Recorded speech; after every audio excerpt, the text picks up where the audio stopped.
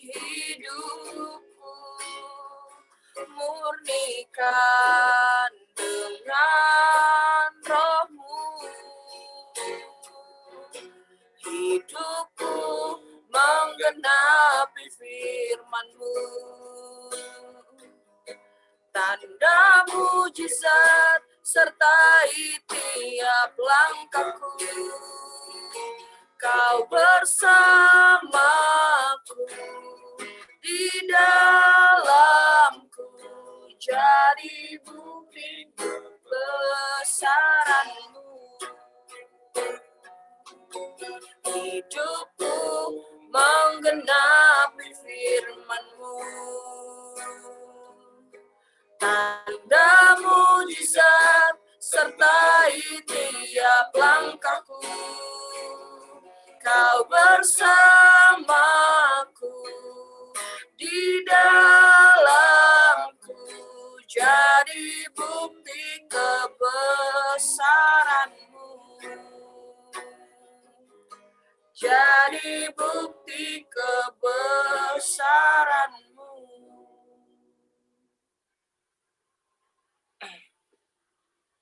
Baik, mari kita berdoa.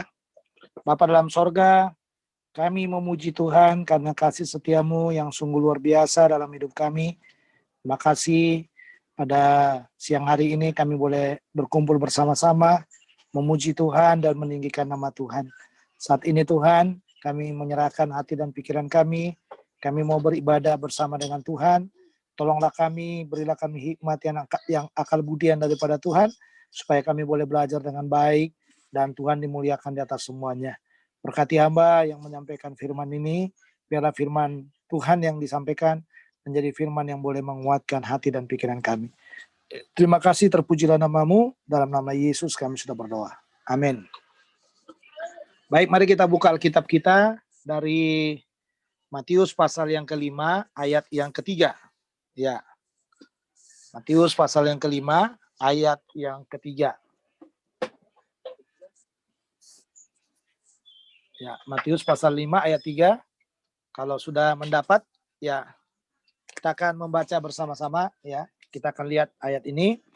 Saya baca demikian, berbahagialah orang yang miskin di hadapan Allah, karena mereka lah yang mempunyai kerajaan sorga. Ya, sekali lagi, berbahagialah orang yang miskin di hadapan Allah, karena mereka lah yang mempunyai kerajaan sorga. Ya. Saudara-saudara yang dikasih oleh Tuhan, kalau kita melihat di dalam bagian ini ya, tentang kata miskin. Coba kita lihat sini ya. Jadi kalau kita perhatikan tentang kata miskin, ya, ini miskin.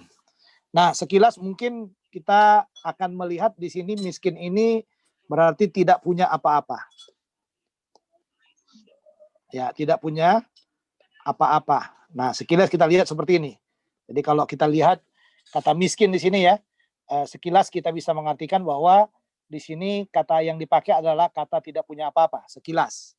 Nah, tetapi kalau kita melihat dalam bahasa aslinya, miskin di sini, ya miskin di sini bisa mengarah ke sini. Ya, ini berarti secara apa?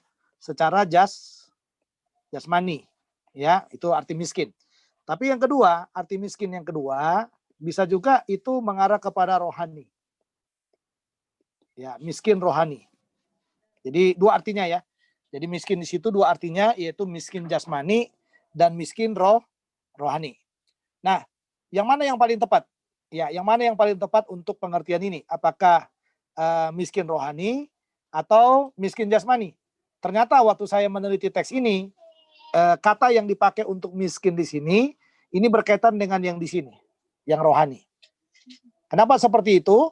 Karena nanti kaitannya gini, kaitannya adalah kepada apa?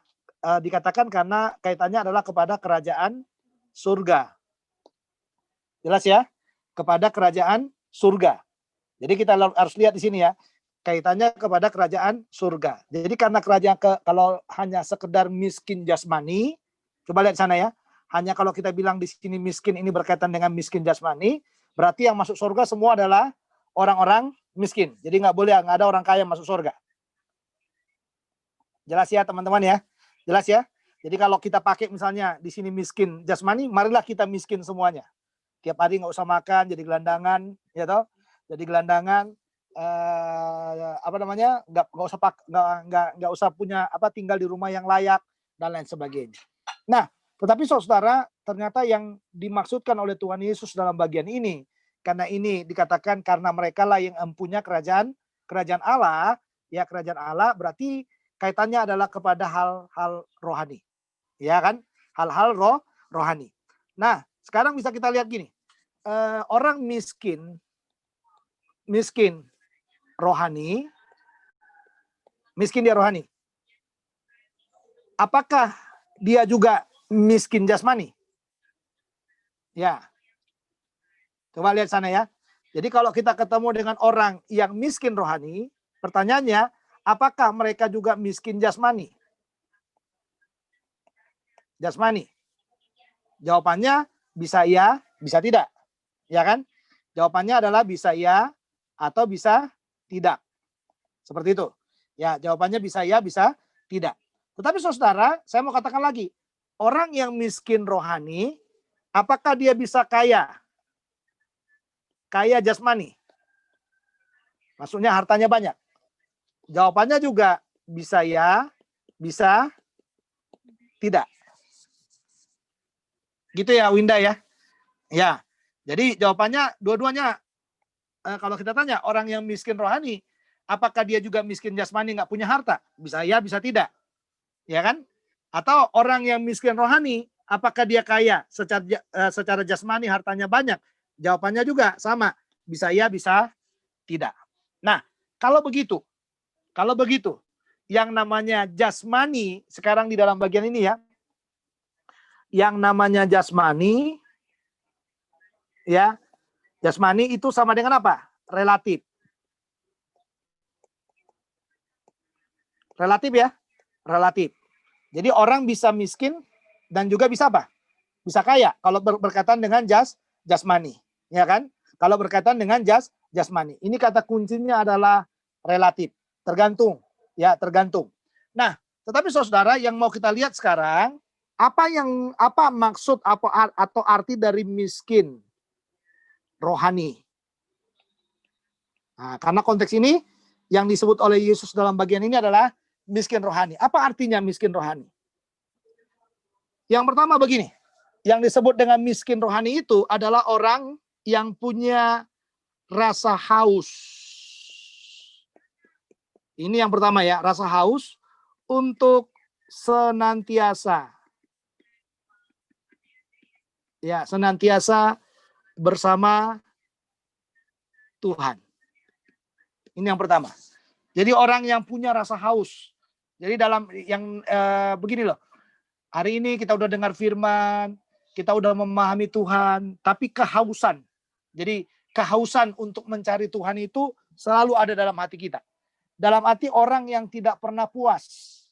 Ya, tidak pernah puas dengan apa? Dengan hadirat Tuhan.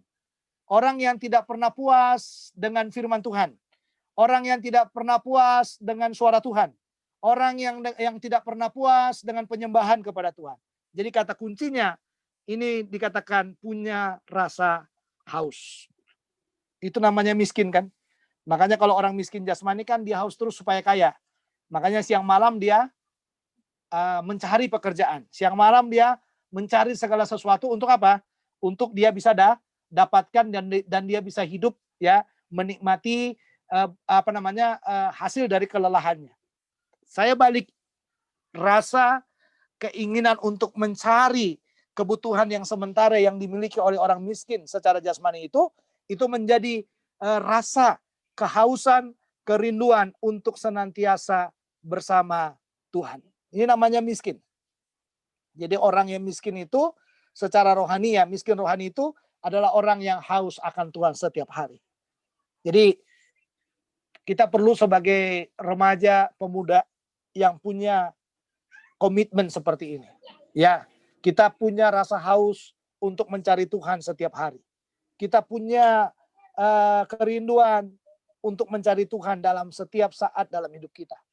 Waktu-waktu senggang kita, waktu-waktu sibuk kita, waktu-waktu apapun dalam hidup ini, ya, kita harus berkata seperti yang dikatakan Mazmur pasal 46. Mari kita lihat Mazmur pasal 46. Ya. Mazmur pasal 46.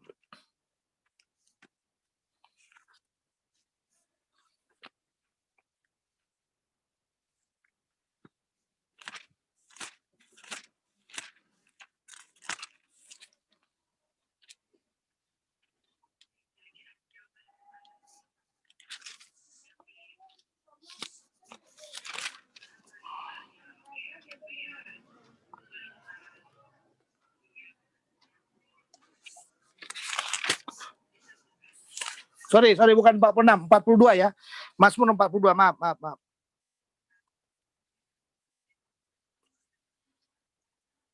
Nah, ayat 2. Coba satu orang baca buat kita.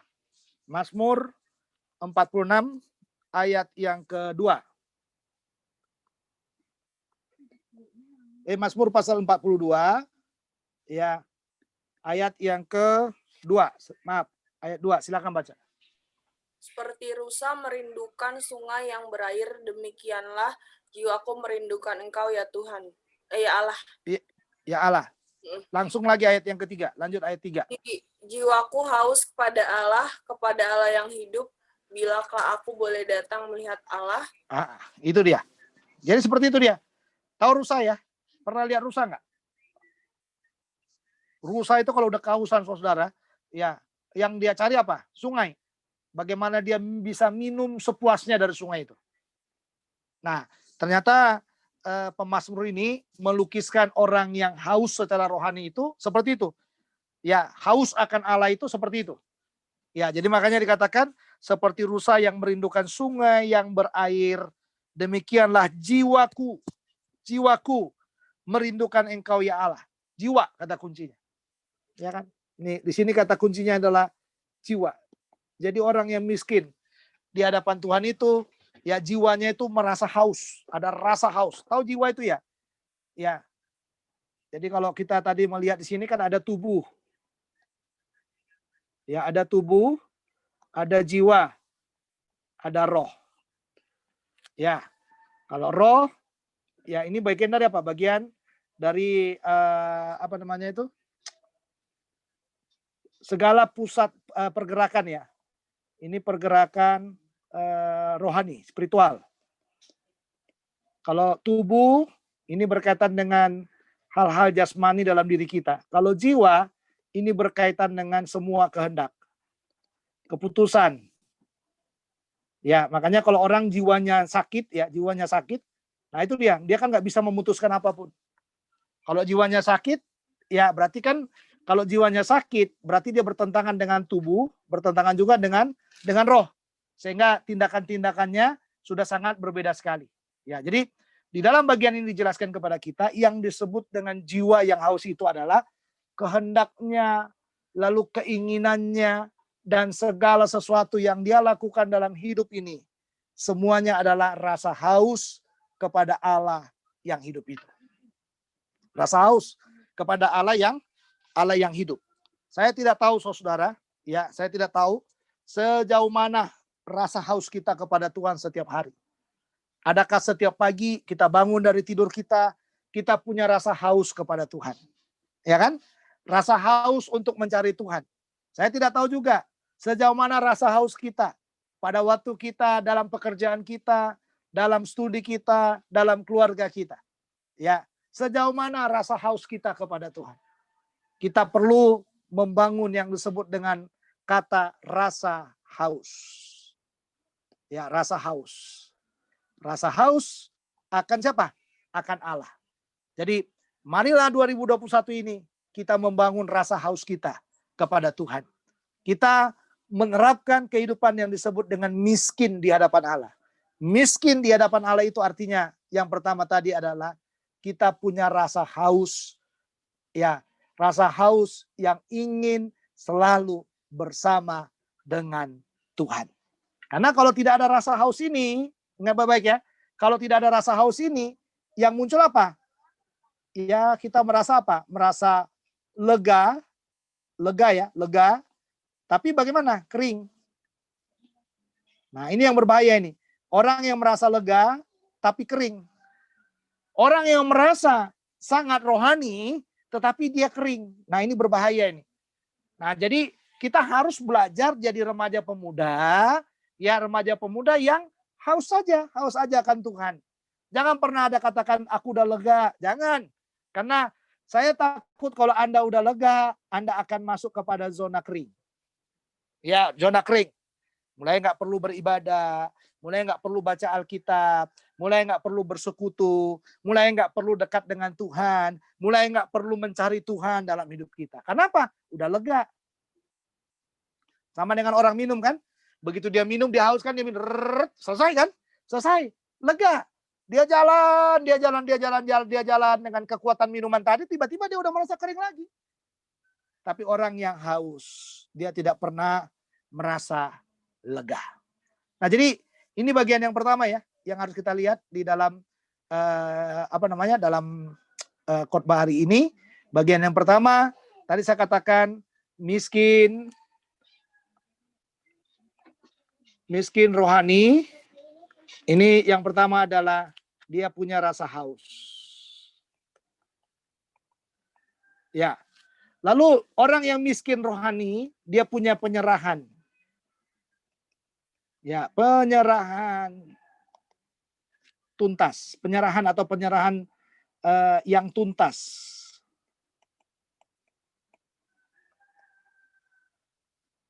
Kepada Tuhan. Nah, ini dia. Penyerahan yang tuntas kepada Tuhan. Ini orang yang miskin rohani. Sama dengan orang miskin jasmani kan? Karena dia nggak punya apa-apa lagi, ya dia punya penyerahan saja, dia pasrah. Ya, atau mungkin lebih pas mungkin kita ganti dengan kata, ya lebih pas mungkin dengan kata orang yang pasrah. Itu lebih pas mungkin kata-kata itu ya. Ya, orang yang pasrah kepada Tuhan. Nah, ya, orang yang pasrah kepada Tuhan. Ya.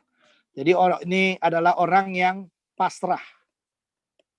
Pasrah kepada Tuhan. Artinya begini, orang yang pasrah kepada Tuhan itu adalah orang yang menyerahkan hidupnya setiap hari kepada Tuhan. Jadi orang yang miskin rohani itu, dia menyerahkan, dia berpasrah kepada Tuhan. Kenapa dia pasrah kepada Tuhan? Karena dia tahu keterbatasan hidupnya. Mengapa dia pasrah kepada Tuhan? Karena dia tahu dia tidak punya kekuatan apa-apa di hadapan Tuhan. Mengapa dia pasrah kepada Tuhan? Karena dia tahu bahwa limit hidupnya di tengah-tengah dunia ini sangat pendek.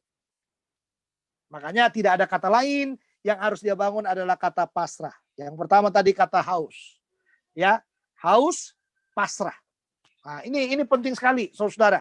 Ya, jadi jangan pernah berkata dalam hidup ini saudara kuat. Saya tidak pernah mau 2021 ini bagi saya bukan tahun kekuatan. Secara fisik itu tidak ada kekuatan apa-apa lagi dalam hidup saya. Itu yang mendorong saya untuk pasrah kepada Tuhan. Ya toh? Jadi mungkin kalian pernah dengar lagu yang mengatakan gini, aku berserah. Aku berserah. Nah, itu dia.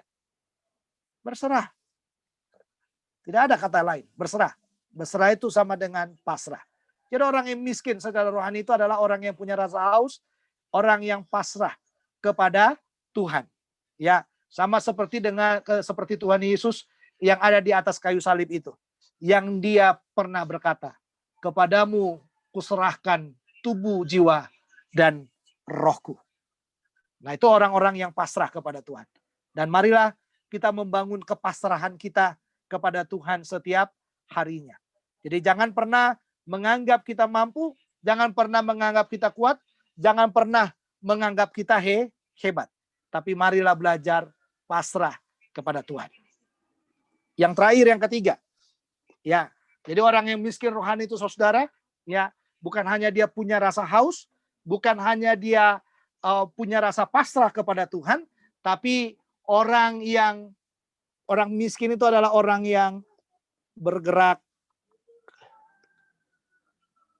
bersama Tuhan. Nih, jadi haus, pasrah, bergerak. Jadi semua gerakannya, semua hal-hal yang dia kerjakan dalam hidup ini, dia lakukan bersama dengan Tuhan. Kalau pasrah itu kan bicara apa? Kalau bicara pasrah itu adalah bicara penyerahan. Penyerahannya.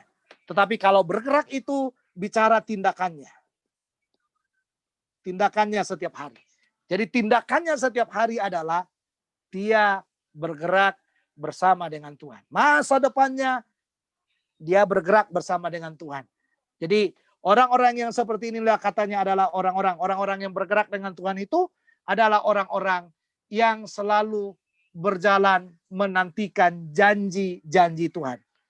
Ada di Mazmur itu dikatakan ya, orang yang menanti-nantikan janji Tuhan itu, orang itu seperti apa? Seperti burung Raja Wali yang terbang, semakin tinggi, dan dia semakin kuat. Jadi bergerak dengan Tuhan, tindakannya supaya apa? Supaya kita seperti Raja Wali.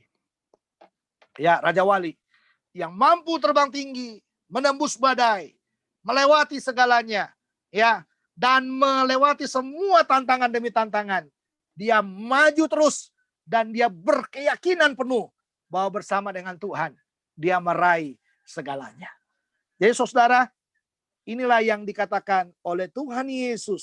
Kenapa dia katakan? Ya, kenapa dia katakan berbahagialah mereka yang miskin di hadapan Allah, karena mereka lah yang empunya kerajaan sorga. Kenapa? Karena orang-orang miskin rohani itu adalah orang yang haus. Orang yang pasrah, punya penyerahan. Orang yang bergerak atau bertindak bersama dengan Tuhan. Dan Tuhan menjadikan dia seperti burung Raja Wali. Ada yang kurang dalam hidup kita? Saya tidak tahu apa yang kurang. Tapi kalau kita memahami kata miskin secara rohani ini, bagi saya tidak ada yang kurang lagi. Yang harus kita lakukan dalam hidup kita adalah mari 2021, hai remaja pemuda POK Anugerah Taman Galaksi. Bergeraklah bersama dengan Tuhan. Amin. Bergeraklah bersama dengan Tuhan. Raihlah cita-citamu di masa-masa sulit ini. Di masa-masa pandemi ini. Ya, bersama dengan Tuhan. Marilah terbang tinggi seperti Raja Wali bersama dengan Tuhan yang memberikan kekuatan kepada kita semuanya. Mari kita berdoa. Bapa dalam sorga, terima kasih buat firman-Mu, meteraikan dalam hati kami. Biarlah firman-Mu boleh menjadikan kekuatan dan menjadi penolong, menjadi suluh dalam hidup kami. Biar 2021 ini Kau memberikan karakter miskin di hadapan Allah kepada kami semuanya. Karena kami tahu orang yang miskin di hadapan Allah, miskin rohani, adalah orang yang haus, orang yang pasrah, dan orang yang bergerak bersama dengan Tuhan. Kami rindu, kegerakan kami adalah kegerakan bersama dengan Tuhan, dan biarlah Tuhan memberkati kami semuanya. Terpujilah Tuhan yang baik, dalam Kristus Tuhan kami sudah berdoa. Amin.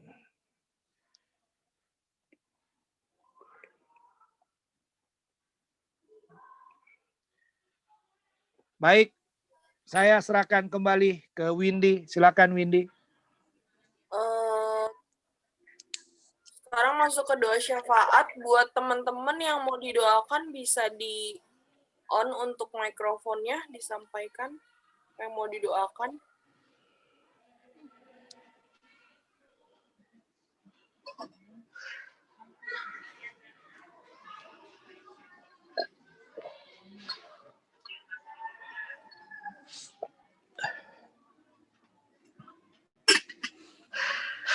Oke, tidak ada yang spesial doanya?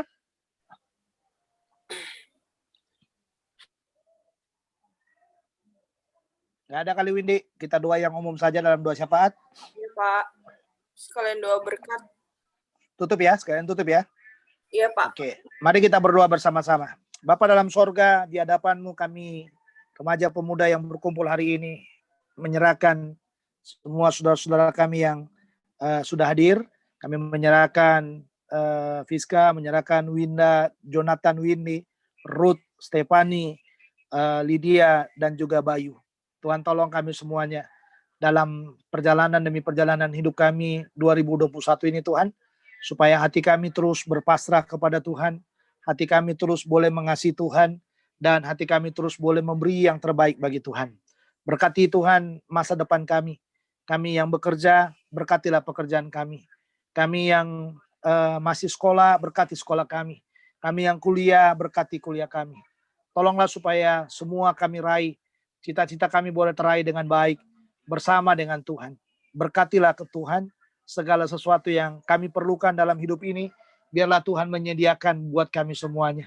Janganlah biarkan ada kekurangan dalam hidup kami Tuhan, tapi biarlah kelimpahan yang bersumber daripada Tuhan itu menjadi kelimpahan yang terus menjadi milik kami, supaya kami terus ada dalam berkat yang daripada Tuhan. Menyerahkan keluarga-keluarga kami, supaya mereka diberkati oleh Tuhan.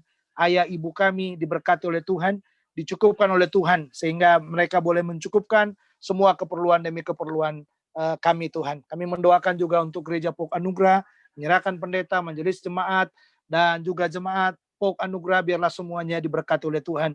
Banyak pergumulan, banyak beban gereja Tuhan yang kami harus gumuli terus, dan kami topang dalam doa.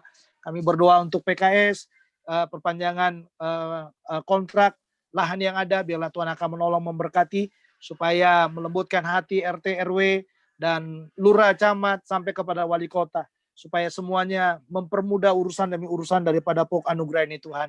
Kami berdoa juga menyerahkan ke dalam tangan kuasa-Mu semua jemaat, supaya Tuhan tutup bungkus dengan kuasa Tuhan, supaya tidak ada yang terpapar, supaya tidak ada di antara kami Tuhan yang terkena COVID-19. Tapi kami semuanya boleh menjaga diri kami dengan baik, karena kami tahu kami sudah di zaman yang berubah, sudah di zaman yang tidak sama lagi dengan zaman yang lalu. Tapi kami akan menyesuaikan, tubuh kami akan menyesuaikan dengan zaman yang Tuhan berikan sekarang. Tubuh kami akan menyesuaikan dengan alam, tubuh kami akan menyesuaikan dengan semua keadaan demi keadaan yang ada. Sehingga tidak ada yang terpapar, semuanya kuat dan semuanya diberkati oleh Tuhan. Kami berdoa Tuhan untuk segala sesuatu yang sedang diusahakan oleh pemerintah kami, yang berkaitan dengan vaksin yang sedang dilakukan. Tuhan tolong, Tuhan berkati, supaya vaksin ini Tuhan juga boleh menjadi solusi, menambahkan itu kekuatan imun tubuh dari rakyat Indonesia, dari orang-orang yang sudah menerimanya Bapa. Terima kasih, kami menyerahkan remaja pemuda yang tidak hadir hari ini, Tuhan lawat semuanya, menyerahkan Mega, menyerahkan Michael, menyerahkan saudara-saudara kami yang lain Tuhan, yang ada di remaja pemuda yang kami tidak sebut satu persatu nama-nama mereka, tapi kami rindu Tuhan, di waktu-waktu yang datang, mereka boleh bersama-sama dengan kami semuanya. Terima kasih, akhirnya kami mengakhiri ibadah kami ini, dan menyerahkan hidup kami kepada Tuhan, dan menyerahkan semua aktivitas kami berikutnya bersama dengan Tuhan, dan sekarang kami menerima berkat yang daripada-Mu. Saudara-saudara, marilah kita mengarahkan hati kita kepada Tuhan, dan terimalah berkat-Nya. Kasih karunia dari Allah Bapa, sukacita di dalam Tuhan Yesus Kristus, serta persekutuan dengan Roh Kudus, kiranya menyertai kita semuanya, mulai siang hari ini, kekal selama-lamanya. Yang percaya katakan, amin. Baik, selamat siang semuanya. Ya, selamat sudah bergabung. Silakan, ada yang bisa foto nggak? Silakan difoto. Ayo foto, 1, 2. Dibuka kameranya dulu, Fani, Ruth, buka dulu sebentar. Lydia buka, Bayu. Ya. Oke. Ruth giliran foto lu ya. Ya dulu, gue gaya dulu. Ya. Ya guys. 1, 2, 3. Dah, 1, 2, 3.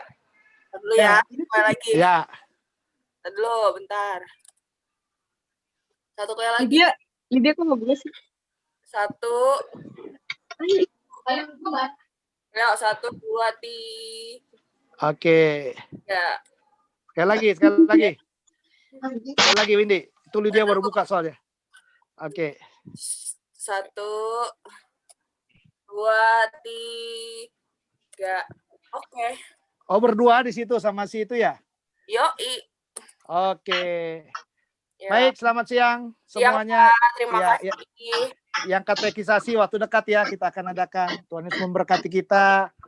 Selamat siang. Sampai ketemu minggu berikutnya. Tuhan Yesus memberkati. Kita doakan Mega ya, supaya sampai hadir lagi. Tuhan Yesus berkati. Shalom.